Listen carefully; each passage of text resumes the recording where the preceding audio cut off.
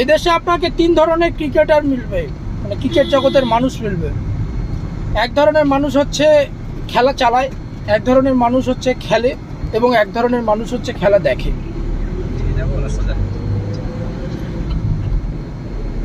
India versus অন্যান্য দলের যে সিরিজ হয়, সেই সিরিজে কিছুটা হটস্টারে, কিছুটা প্রাইম টাইমে, কিছুটা জিও সিনেমায়, কিছুটা সোনি লাইভে, এরকম করে দেখায়।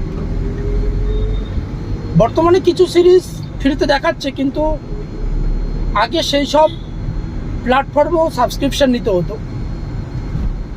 তো